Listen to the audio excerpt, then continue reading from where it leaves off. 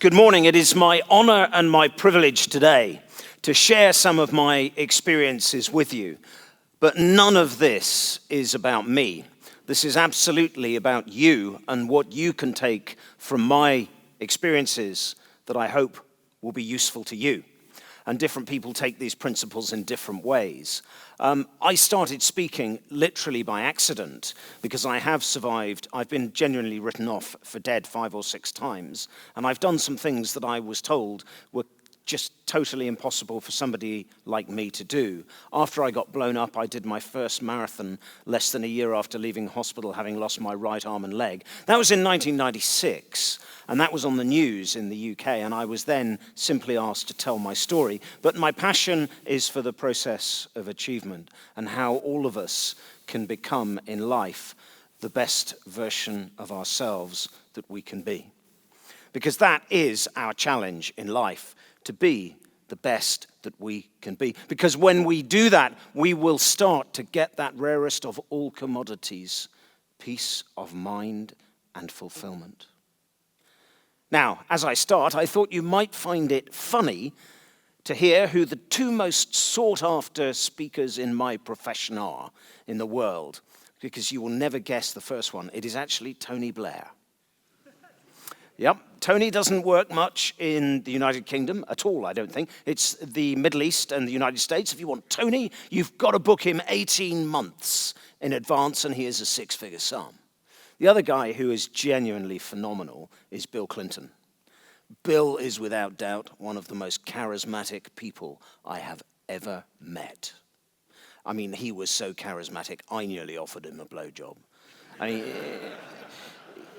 and I was once accused of being homophobic. But anyway, if you want Bill, Bill is more than a 6-figure sum, and you've got to book him 2 years in advance. And as I said when I started, it's an honor and a privilege to be here. And when Hans phoned me this morning, I couldn't wait to come. So I'm going to start by introducing myself and telling you my story, and then I will share with you what I have learned. I started life farming. Farming is a wonderful way of life. Anybody come from a farming background? Yeah, it's a great way of life, but it's not a good way to make a living, is it? Which is probably why we're here. Yeah. Do you know, there was a farmer in the UK, in the south of England, who won £5 million. And the newspapers, he won it on the lottery. They went round to interview him. And they said, "What will you do with the money?" And he looked at them and he scratched his head. And he said, "Well, I shall just keep on farming till it's all gone." So, in spite of the fact that it's a very tough business, I achieved my life's ambition at 21. When I was 15, I came up with a plan, and that was to work harder than everybody else. And I took ownership for the fact that there was no land or money in my family. And I used to milk cows before I went to school in the morning. I was like every other kid at school, except I used to stink of shit. And genuinely, I did. And I went to a school reunion recently. And it was amazing because people came up to me and said, "Yeah, we remember you. You used to smell of cow manure." And I said, "Well, why didn't you tell me?" And they said, "Well, we thought you might be angry with us, and we thought you might be upset." But the honest truth was I knew. But literally, it was too much trouble to change. I had to cycle back 10 minutes in the wrong direction. I had to then have a shower 10 minutes, and then 10 minutes back to make up the time, half an hour that I simply did not have. So I used to put my school uniform on and under my overalls. But the truth is, I knew.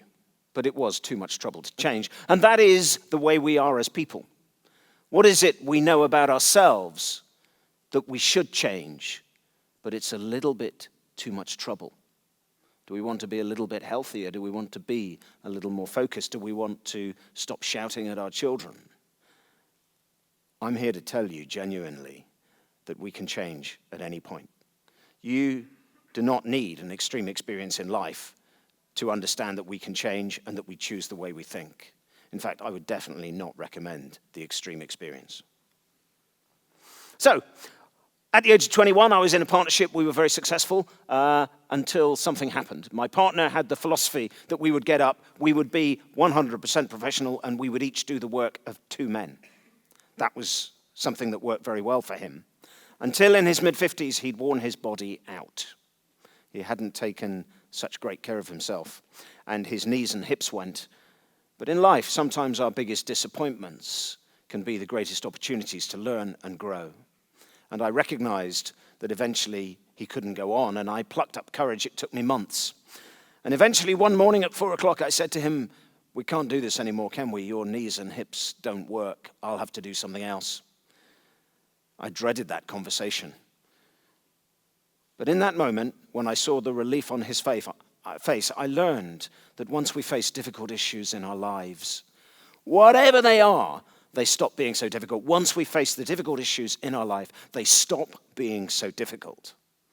And for me, there was a great opportunity. I wanted to do something humanitarian.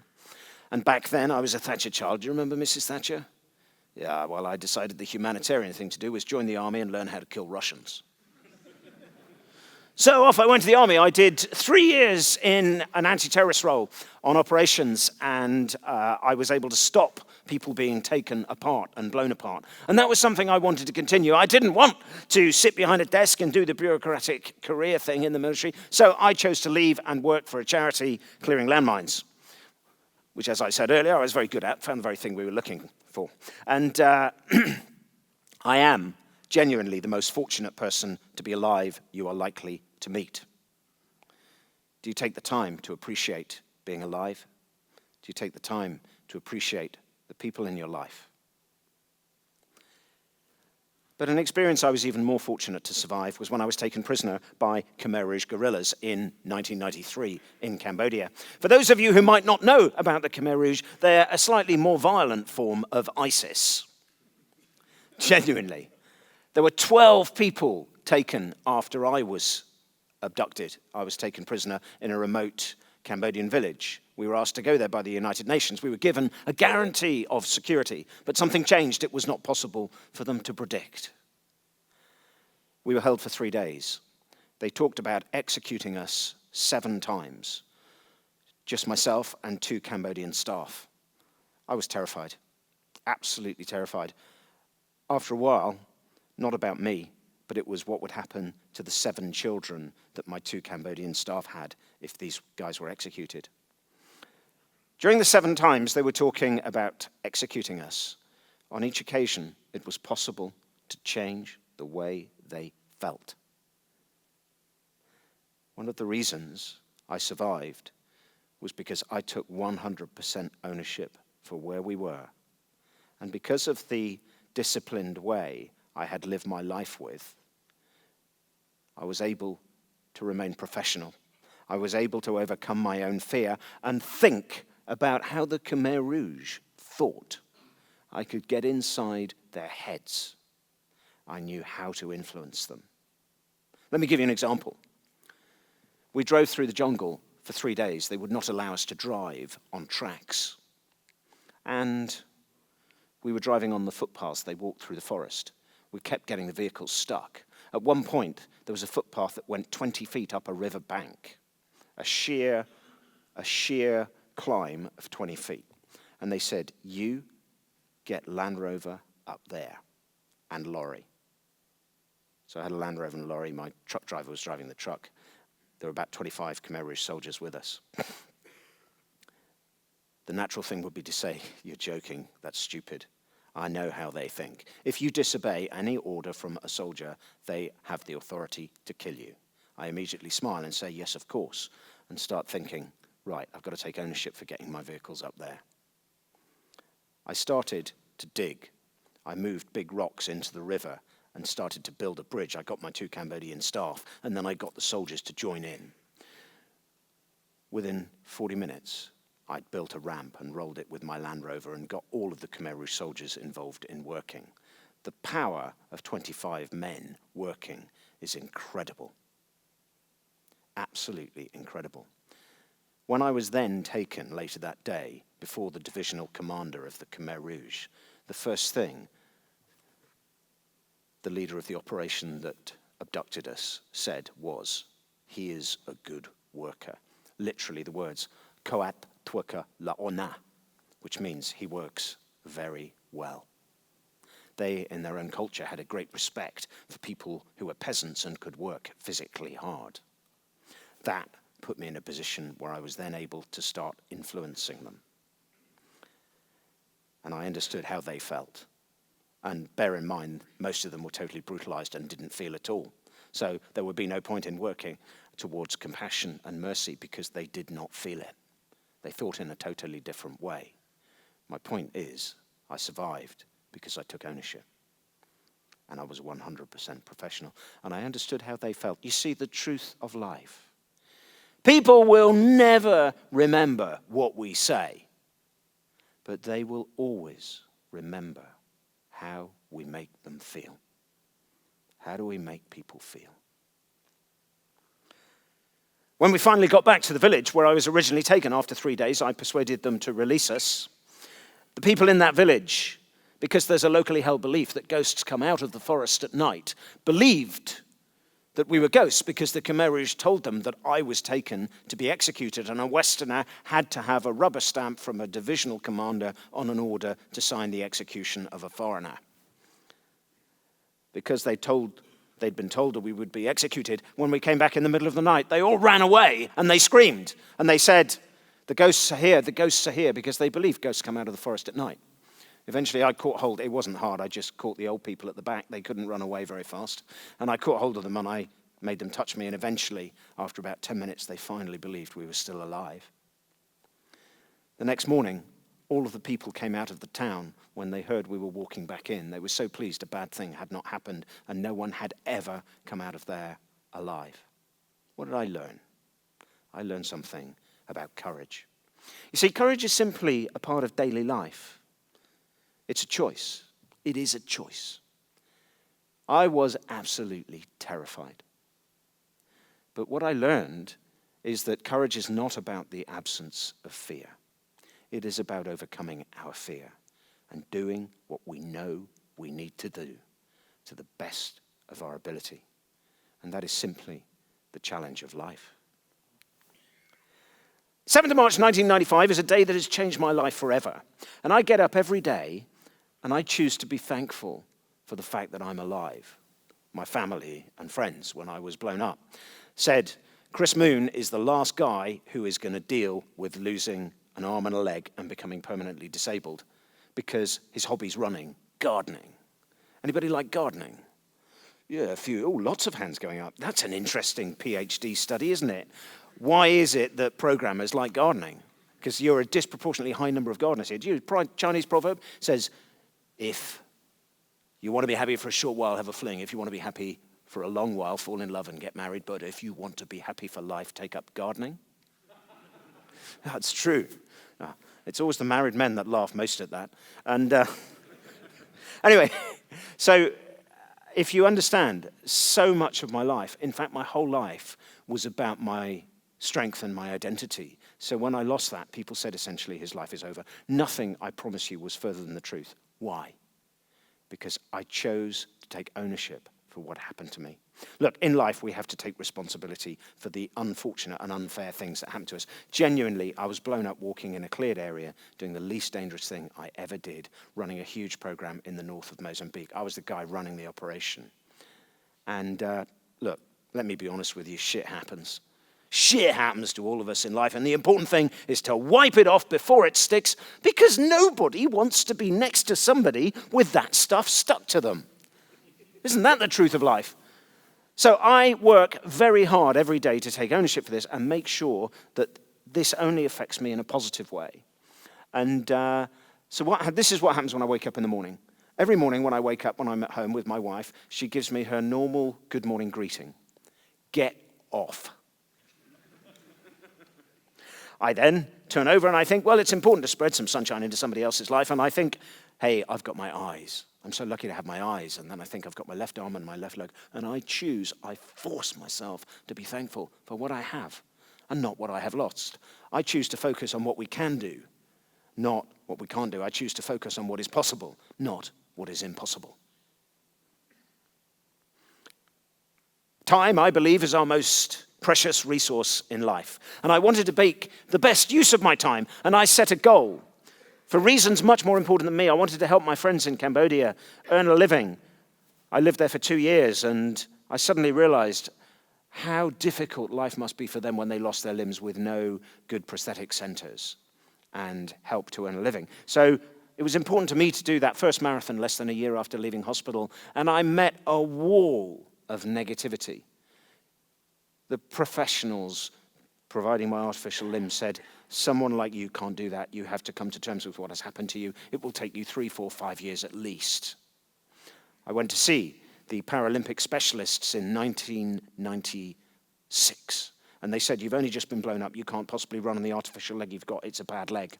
And then I went to see the doctor, and he said, you have a floating kneecap because your previous prosthesis did not fit properly. So the little bit of knee that you have left on the right side is now floating and doesn't function. You will never be able to run within a year, maybe 4 or 5 years. And then I went to see the physical training coach, and he said, you have been flat on your back for 10 days in intensive care. You cannot possibly rebuild your muscles in that time. All the muscles you have ever had have wasted. And then I went to see the trainer, and he said, I'm not even going to give you a training program for 2 years until you come back when you are a bit stronger again. And I scratched my head, and I thought for a while, I really want to do that marathon. And I thought for a while, and I thought, the only thing I can do is choose my attitude and take ownership for my state. And I thought about all those people who were telling me that, and I just thought for a moment, they can all fuck off. By the way, if I say anything politically incorrect, I do apologize. I can't help it. You see, I'm disabled. And that's what I thought. And I made it my dream and my vision every day to finish that marathon. And I took ownership for my state, and I learned as much as I could. And I'm proud to say I finished that marathon less than a year after leaving hospital, because I chose. I mean, with the best of intentions, they all said that. I'm not saying they're bad people in any way. It's just that no one had ever done it before. But also the technology had moved forward, and they were thinking, I'm sure this will make sense to you, they were thinking on old technology, whereas I had researched what was possible to do on the latest technology that had only just come out, and I got a trial leg. I persuaded them in the end to allow me in the hospital where I was to do this as a trial. And I've been testing artificial legs ever since. By the way, I thought I was doing really quite well, and I was so determined to do that marathon, and I was so proud of myself, and it was all about me, until I got to the 11-mile point when I learned the truth of life. You see, I was passed by the fattest man I'd ever seen, and he was dressed as a chicken. Which point I realized, hey, look, there is no point in life. There is no point in being the center of our universe and taking things seriously. It is true, isn't it? I was chatting to John last night. I don't know where you are, John, but he said something wonderful. He said, do you know what? If you don't choose to be happy, someone else will. That's the truth of life. And I just thought, look, stop being the center of your own universe. I have helped many people for many years who've had the same injuries as me, war injuries, sometimes car accidents, but all injured as adults, trying to rebuild their lives. I have learned one thing. The people who are all about themselves and totally focused on me struggle. But if we have an attitude that is truly involved with other people, in which we see the bigger picture of life, in which we share truly, well then, this is never going to be a problem, because we're about sharing and the bigger picture, and that is the truth of life.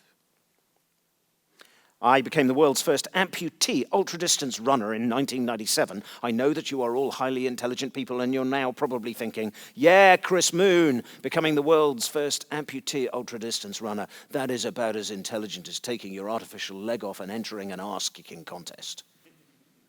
But I wanted to do it for reasons more important than me. You see, I was raising a lot of money for various charities. I absolutely, passionately believe that it is fundamentally wrong to have a weapon that has a long-term effect on the civil population. And so I was determined to do my utmost to ban landmines, and I got very involved in that process. And one of the things that is so interesting about the total ban on the production, use, and stockpiling of landmines is the role of email in that campaign. It joined up people from around the world in the early and mid-1990s in a way that it had not been possible to communicate before. And they were able to lobby governments and build a community. So I've done a number of ultra-distance races, but also for the charities I've been involved with, I've taken people to do things that they do not believe they can do. So, for example, I've taken a lot of people to climb Kilimanjaro, people who want to do it, but not necessarily normally fit people. And what I want to share with you is the fact that I have always got 100% of my people to the top and down again safely, which is very unusual to get everyone up and down. And the reason is because of the principles that I'm going to share with you today. They work. But of course, nothing in life works unless we do. This is my favorite race title. It's called the Badwater Death Valley Ultra 135-mile Fun Run. Yeah, I think the fun bit's actually finishing. It takes place in the hottest place on Earth at the hottest time of year. I've done that 5 or 6 times now, and I've done it to test artificial legs, and you know, it was inconceivable to me when I did that race the first time, when I finished it in about 56 hours. The cutoff time was 60 hours, and if you did it in under 48 hours, you got a buckle. It's in the States, and it's the same principle as rodeo riding. If you could stay on that horse for more than 3 minutes, you buckled, so you got a buckle. A belt buckle, a cowboy belt buckle. And it's the same principle in the race. If you finish in under 48 hours, you get a buckle. 6 years later, it was inconceivable to me that I could ever do this race in under 48 hours. I kept testing these legs. I kept taking ownership for trying to get better. And I did that race, the last time I did it, in under 42 hours. And yet it was inconceivable just 6 years before that I could do that. And the leg I've got now, the technology has got so much better. I'll be doing my fastest marathon time in this because the technology's got better. And by the way, if you're down the front and you can read that, it says OSSUR, it says Osser, not Tosser. So it keeps getting better. And what have I learned? The biggest limits in life are not out here. It is what goes on in here. The way we think is absolutely a choice. How do you choose to think? How could you think to be more successful? But never underestimate the power of belief. The power of belief is one of the most extraordinary things. When I was blown up, I remembered that the only thing that kept me alive with the Khmer Rouge was choosing to believe that we had hope. When I was blown up, I looked at my injuries, and a split second later, I knew that I had to make myself believe that I would live. And I remembered that view. You see, that is the view from my balcony where I lived in Cambodia. As you looked into the next door garden, you could see this pig, and I was fascinated because the pig is the most intelligent of all farm animals. Has anybody ever kept pigs? Yeah. Oh, they are intelligent, aren't they? They genuinely are smart, apparently smarter than dogs. Do you know, last week I asked, does anybody keep pigs? And somebody put their hand up and said, no, but I'm married to one. You see, the pig is the smartest of all farm animals, and what fascinated me was why that pig didn't pull the stick and the stone out of the ground. If you look at his front left leg, it goes behind the child, and there is a stone in the ground and a stick just pushed in behind it. And I couldn't understand why he didn't pull the stick and the stone out of the ground and go and eat the vegetables at the other side of the garden. Why didn't he do it? Because he's clearly intelligent enough, clearly strong enough, and clearly capable. Why? Why doesn't he do it? That was what fascinated me. He was intelligent enough.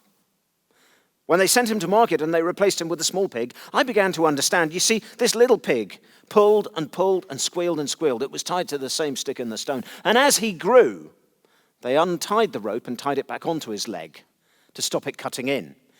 Now that little pig squealed and pulled for 2 days until eventually he realized he couldn't do it.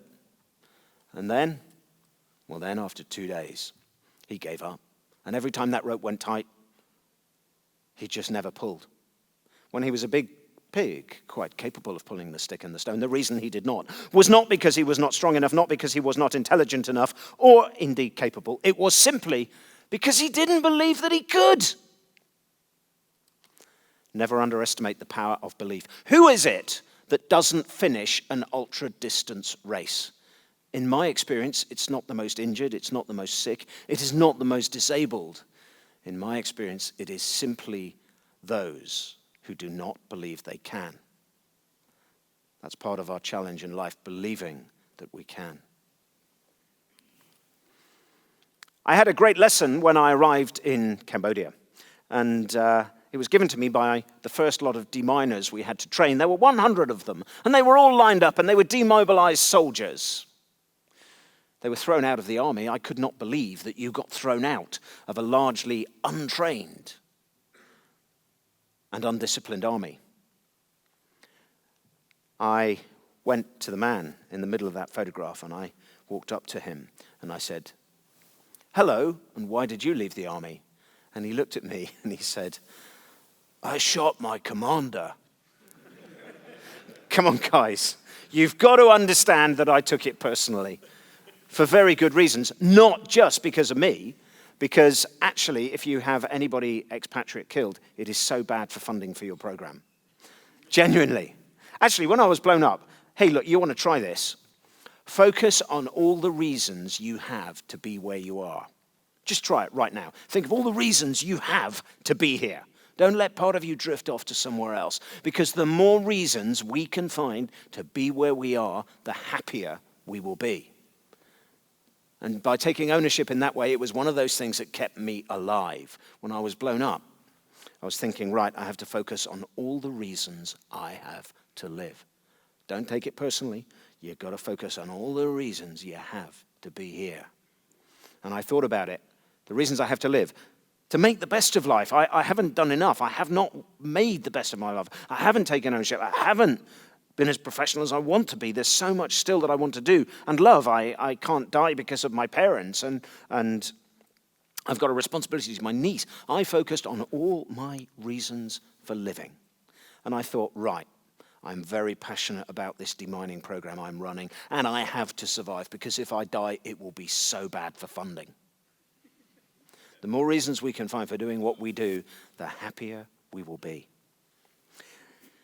I thought for a moment, and I looked at him, and I thought, right, dangerous lunatic, we simply cannot take that risk. He's not staying. We're going to get rid of him.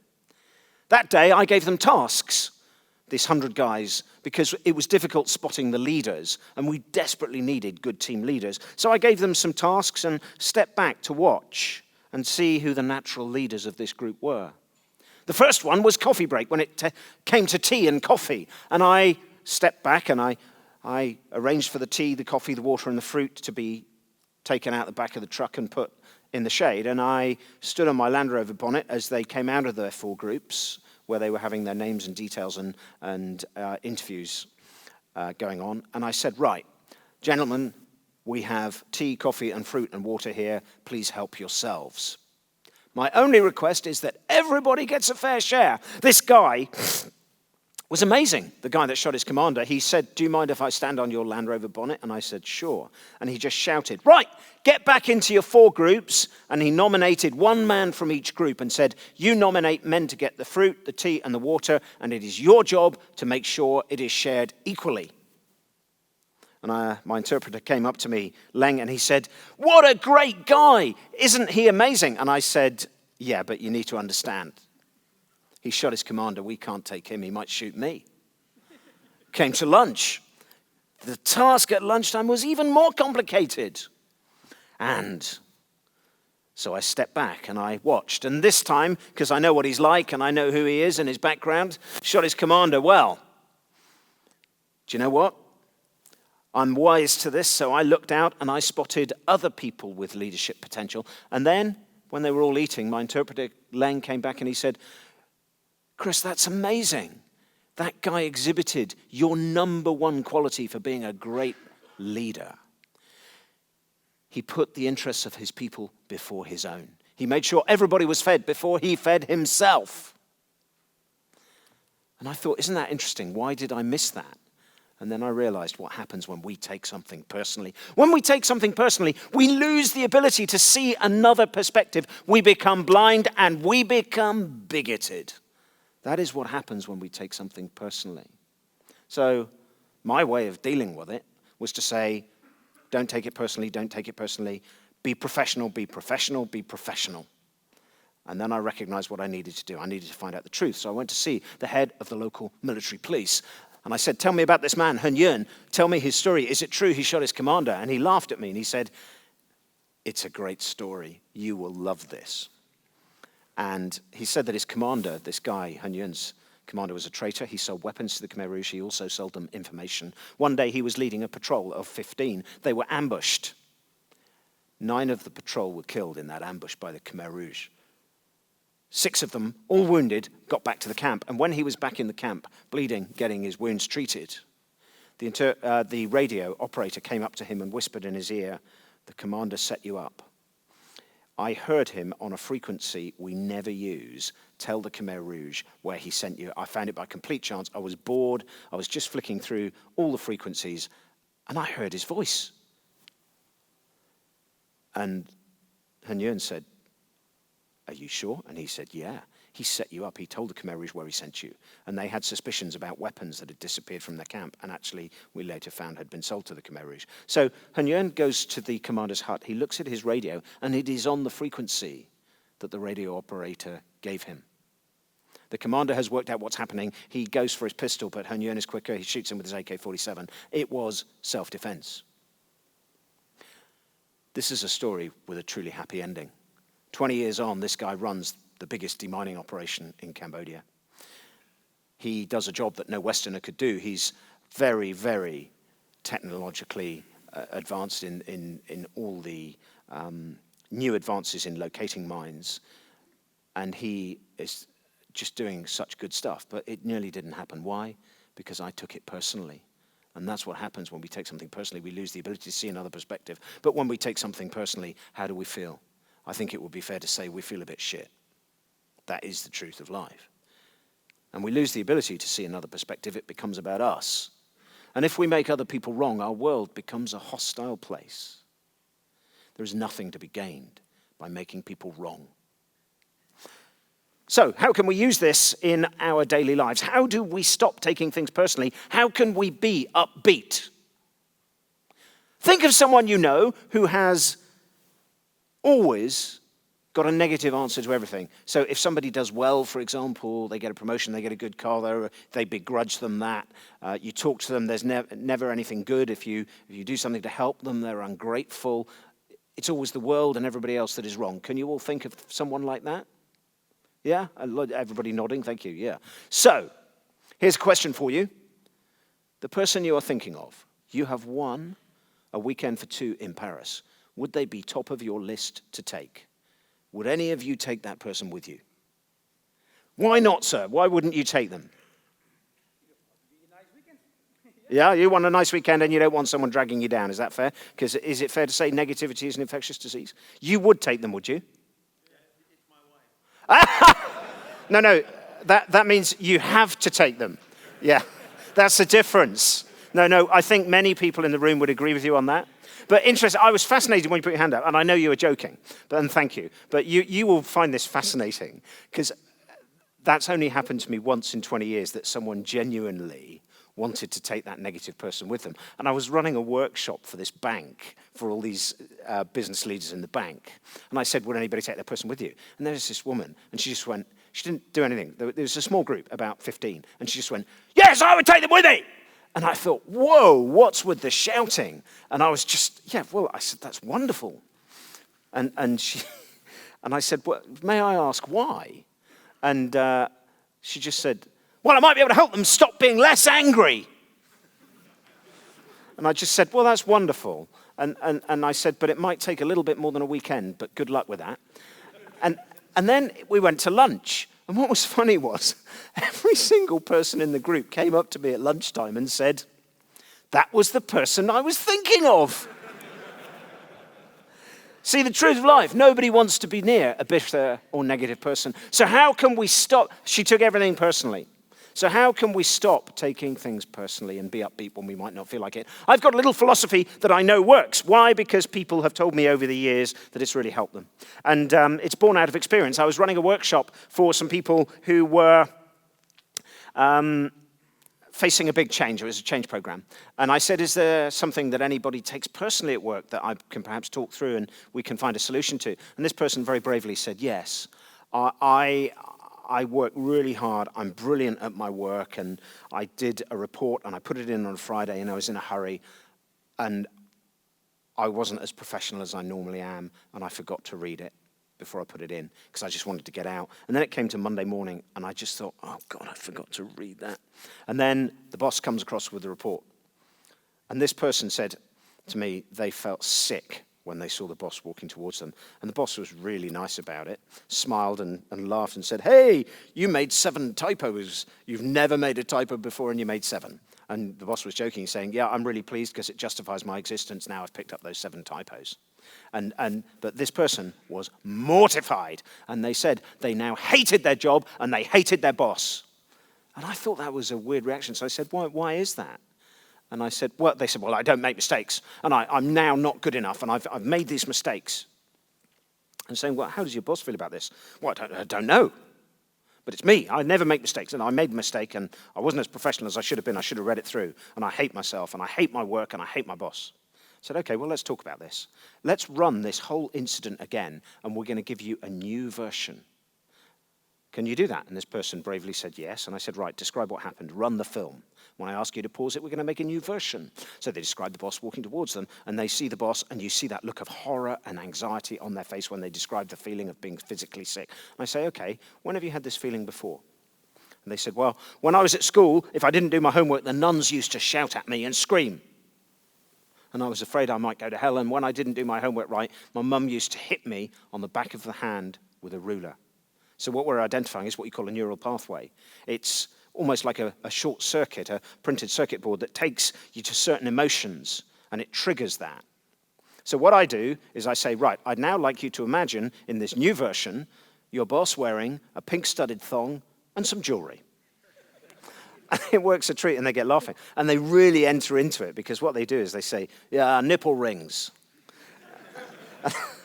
I say, too much information, run the film again. They run the film again, and then it gets to the point where the report goes down on the desk, and you can see the anxiety come back to their face.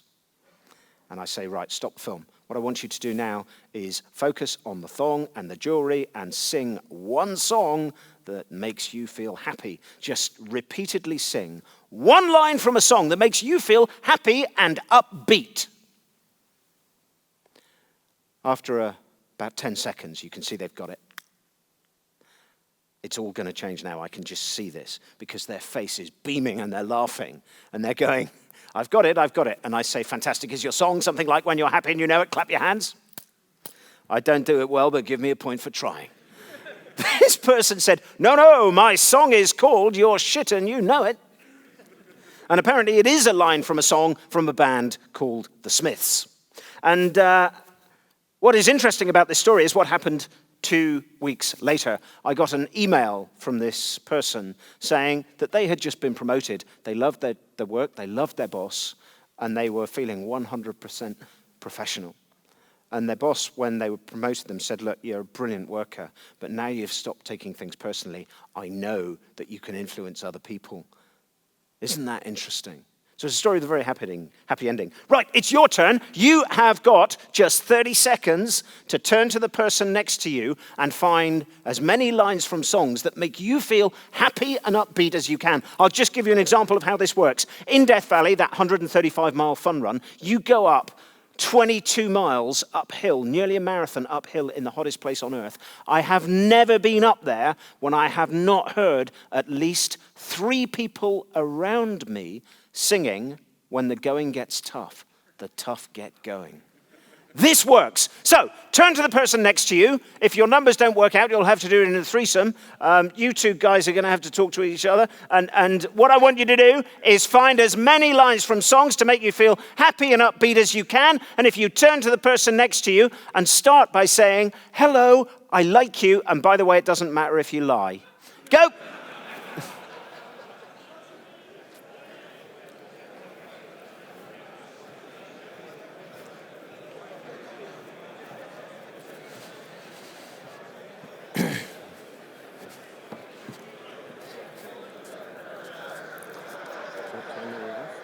Is it 10:30? No. Yeah, 10:30 you can stop. You still have 20 minutes. Great. Okay, Hans, what's yours? What's your song? What's it called? Yeah. What's the song? It's Brill Jam. Brill Jam. Yeah. Right.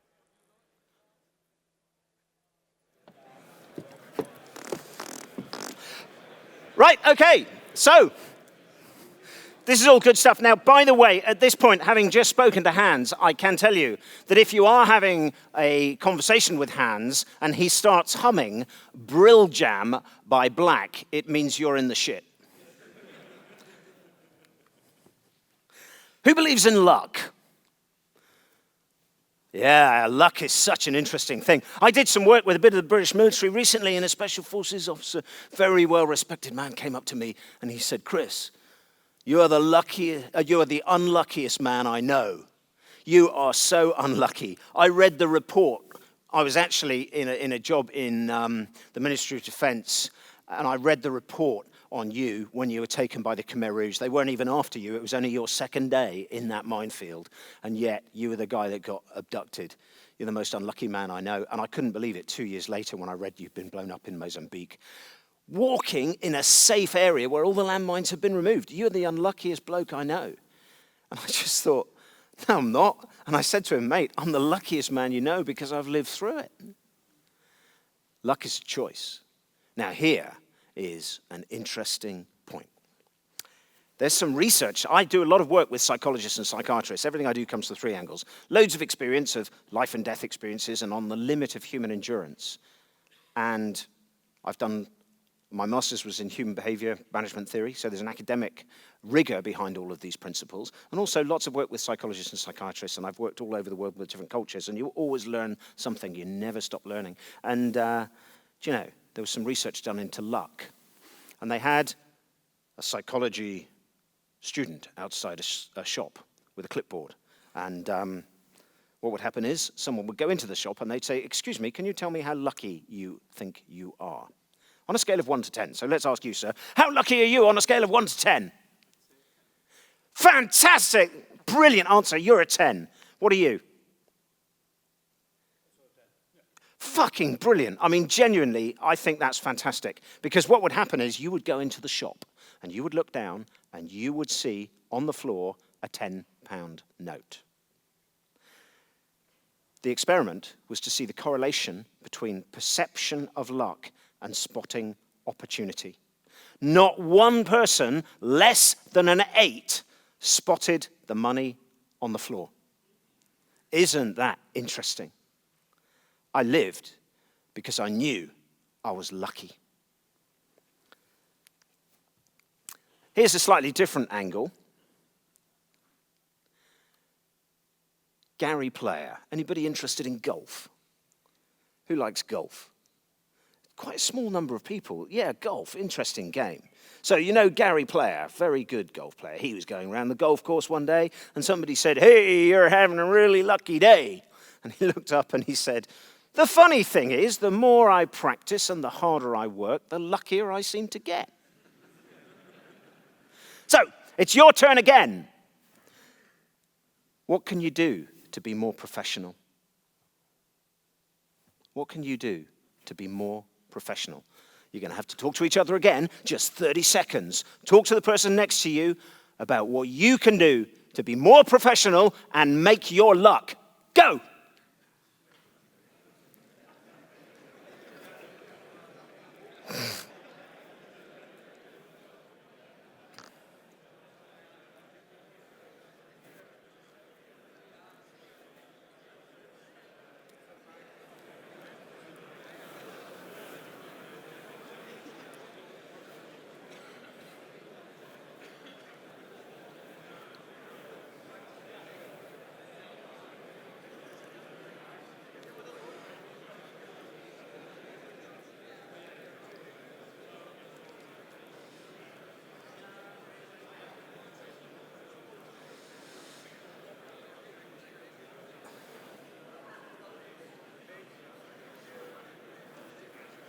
Right, okay.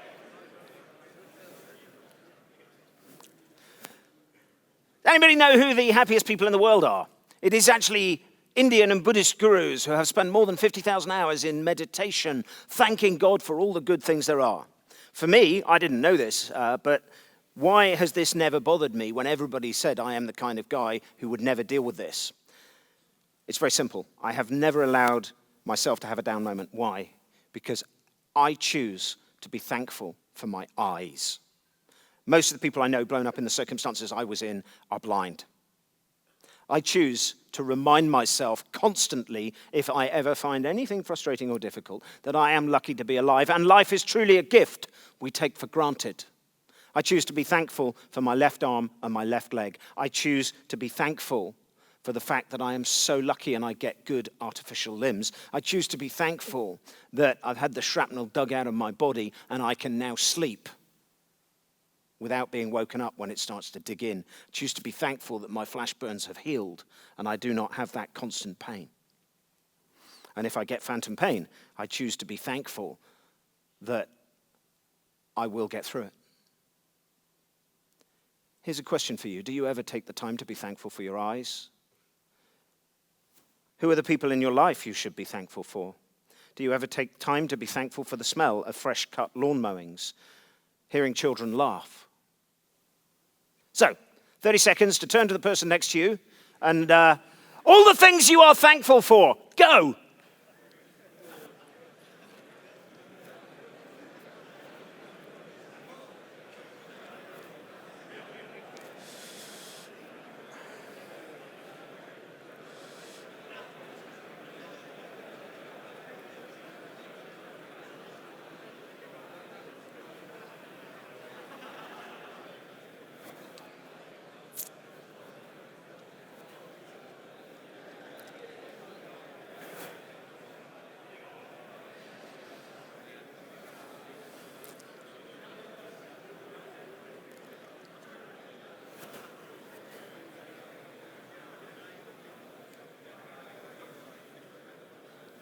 Okay, so why was it that I did not end up? That's a painting of a Khmer Rouge prisoner, a prison. Why was it that I didn't end up being killed by the Khmer Rouge? It's because I made one decision when I was first taken prisoner. It was a brilliantly planned ambush. We were driving across this clearing when I rubbed my eyes and I thought the bushes were moving, but suddenly it turned into 25 heavily armed Khmer Rouge guerrillas. They ran out of the bushes, perfect crossfire, machine guns either side. There's no way we could go anywhere. I start to turn my Land Rover wheel to drive back the other way, but it's a brilliantly planned ambush. There's a cut-off group behind us. We are going nowhere. The first thing I do is get out the vehicle and try and keep my men calm. 28 guys, terrified of the Khmer Rouge. For many of them, the last experience they had of the Khmer Rouge was seeing their families murdered, tortured, and beaten to death. It's understandable that they might just panic and run, but I've heard one of the Khmer Rouge soldiers screaming, "If anyone runs, shoot them." So the first thing to do is keep everybody calm. And I'm thinking, shit, this can't get any worse. And then we're pushed at gunpoint. They make us walk backwards to an area of the clearing that is completely on one side, surrounded by thorns. So you can't run through the thorn trees. They're so thick, and the thorns are about 8 centimeters long on these trees. You just can't go anywhere. They've picked their spot really well. And I'm standing out the front, still trying to keep my guys calm. And then this Khmer Rouge soldier comes up to me, and they're all walking towards us, closing in on us. And I'm thinking, shit, this can't get any worse. And then he shoves this AK-47 up my nose and says, "Take your clothes off." And I realize it can get a whole lot worse. Never, ever say it can't get worse, because it sure as hell can. That is no way to look at life. But it's funny the things you remember, because he shoved it a little bit further up my nose, and I remember thinking at the time, gosh, that's a perfect fit. Anyway, so here I am, I'm standing there, and I'm thinking, oh God, I better take my clothes off. I went to 6 different schools. Who gets bullied at school? It's not the kid that is the most new. I learned that quite quickly. It is the kids that look scared, the ones that look like victims. And in that moment, I thought, right, what is your strategy, Chris Moon, for dealing with this situation? You are responsible for all of your guys. You need a strategy for dealing with yourself and all your blokes. How can you help your blokes? And I thought, right, my strategy is to never assume the role of victim. I will not look like a victim. I will never assume the role of victim. I will take ownership, and I will be 100% professional, and I will never give in, and I will never be a victim. And then he does it again. And he says, take your clothes off.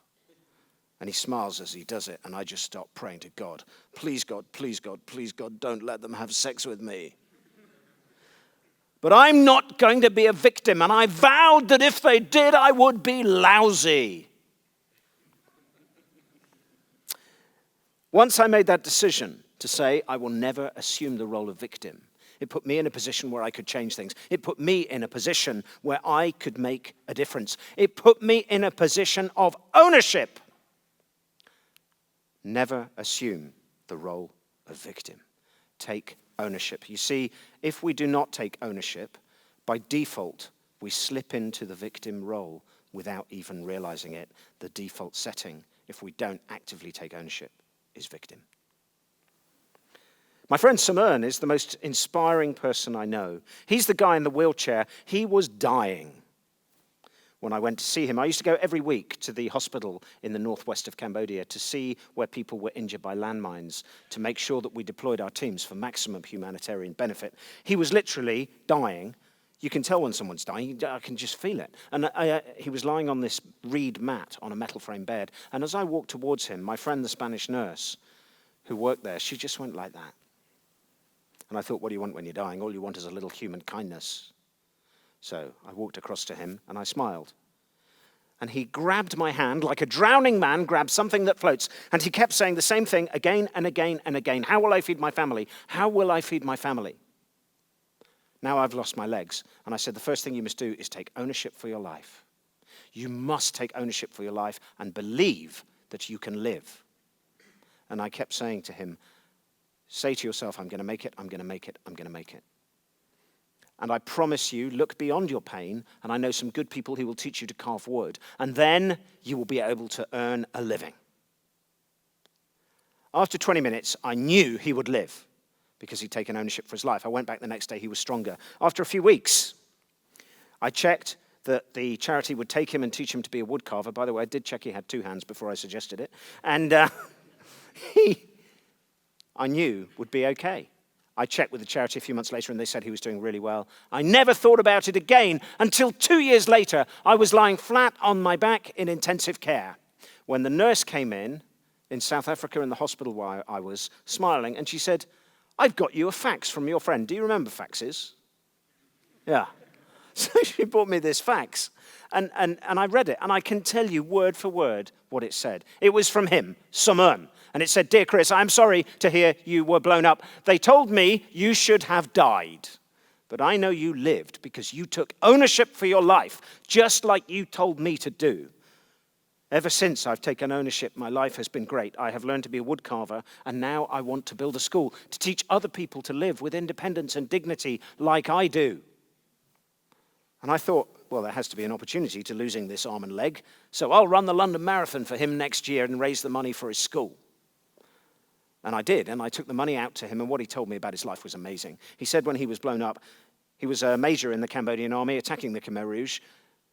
Their vehicle went over an anti-tank mine. He lost both his legs instantly.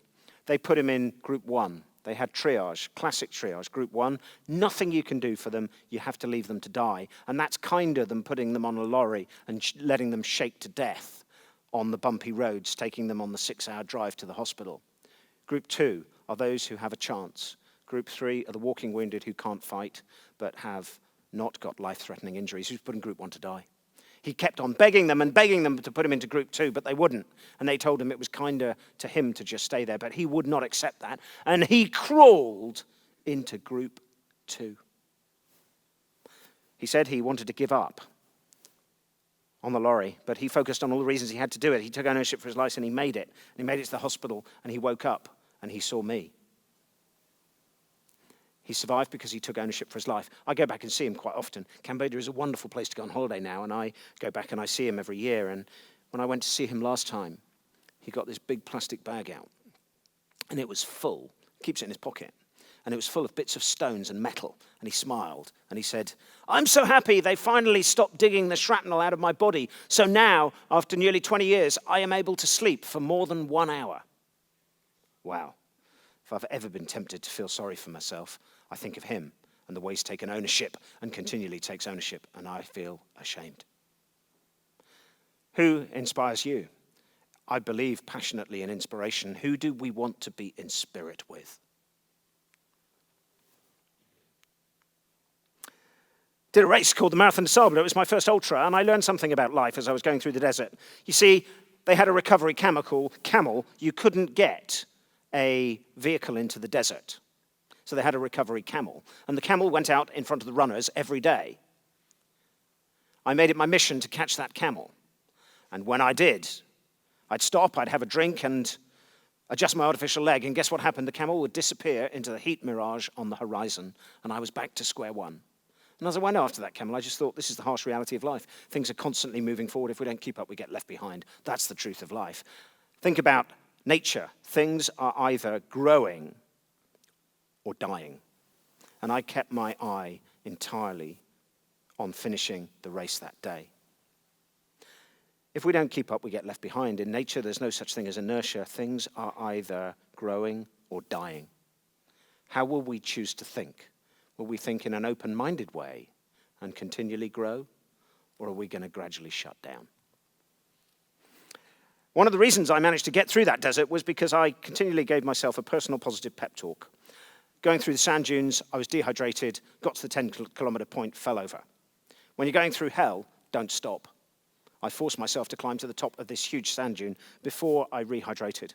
Got up to go. I knew I didn't have 14 kilometers left in me. I was just so sad that I'd failed. And I thought, well, what's failure?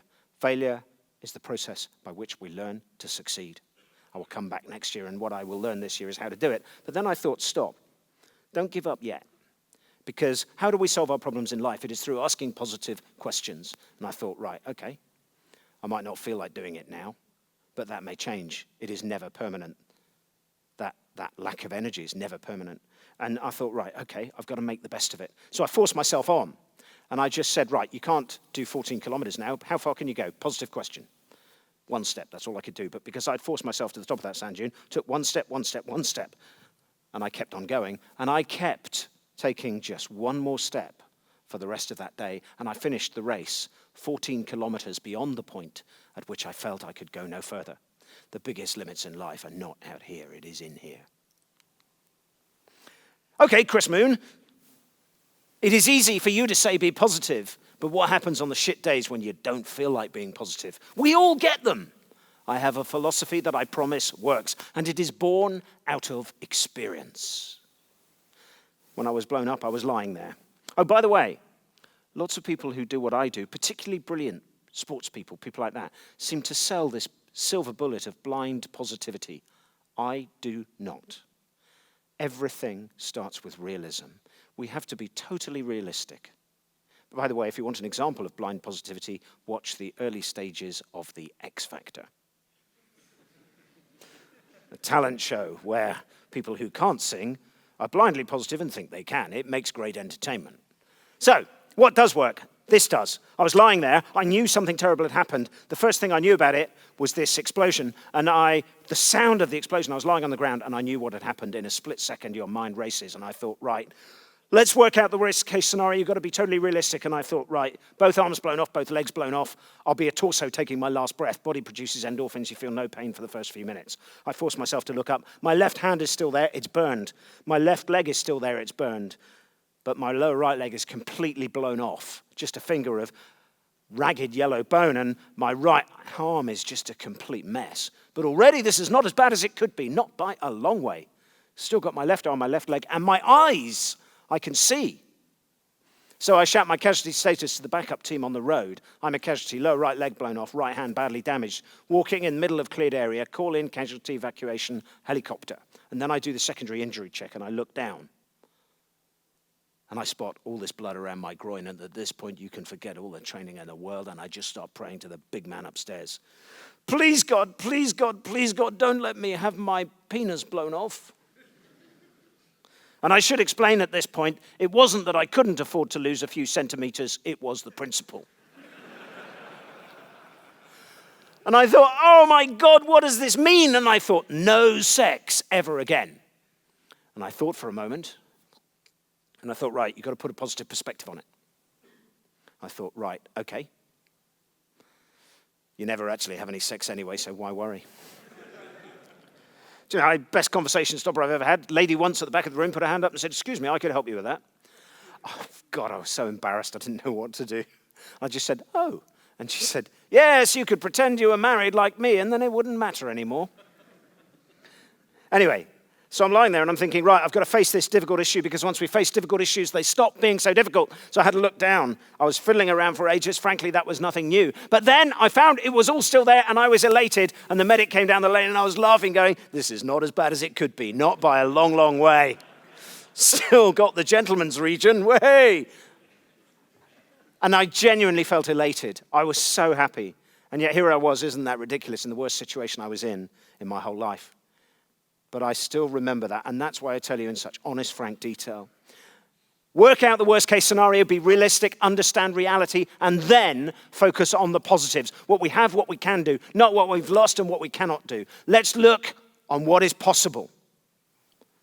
And then, when we put a positive perspective on it, we will automatically start feeling better when we focus on the positives. Don't get dragged down by the negativity, and then we can start to use our imagination.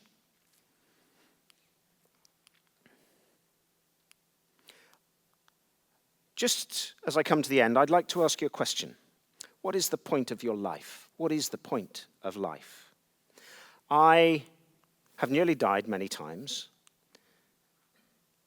On each occasion, I've asked myself that question. You see, you don't start to fade off. You start to wake up when you're dying. That's the weirdest thing I remember about it, being more and more conscious. And when I was physically dying, they thought I was in a lot of pain. In actual fact, the surgeon said he's never, ever seen anybody live with the small amount of blood that I had. And they said when I was in Mozambique that I was going to die in a few minutes, and there was no point in flying me out. Fortunately for me, they paid to recover my body. They were recovering a body, not flying out a casualty. You ask yourself, what's the point of life? And I started fading out, and it was not unpleasant. It was very, very pleasant. I was outside my body looking down. I could see my body, and I remember thinking, the point of life, it is about kindness. It is about love.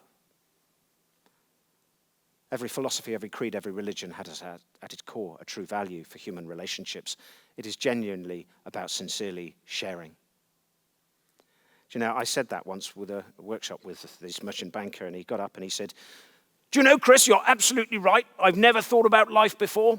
And from now on, we are going to have more love in our organization. And to make his point, he went over to the IT director, gave him a big hug and kissed him on the cheek. And he said, I love you, man. I tell you, a frightened rabbit in the headlights is the best way to describe the IT director. But it gets better, because I'd done some work on emotional intelligence, and I said to him, Nigel, how do you think that made Kevin feel when you kissed him? And he got up and he said, good God, you're so right. I would like to apologize, Kevin. I should have made it perfectly clear that when I said we should have more love in our organization, I did not mean anything sexual. Oh, it gets a lot worse, because he then said, yes, because we all know that good sex has got nothing to do with love. Then he just went and sat back down. But anyway, the point of it is life. Love life. Make the best of it. Take ownership. Be professional. Because when we do that, we start to get that rarest of all commodity, fulfillment and peace of mind. And if we can do something to spread some sunshine, then that will add value and meaning to our own lives.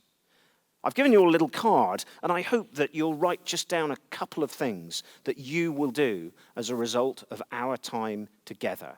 Because if you write it down, you will do it. Maybe just a couple of things that you want to take away from our time together.